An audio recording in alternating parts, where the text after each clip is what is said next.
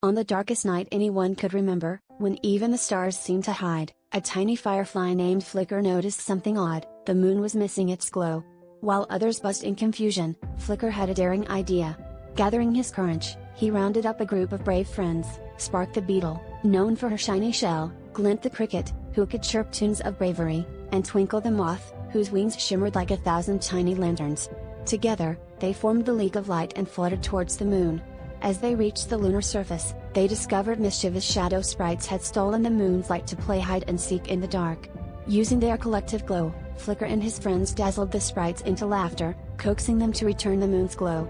With a final brilliant flash, the moon lit up, bathing the world in gentle light again.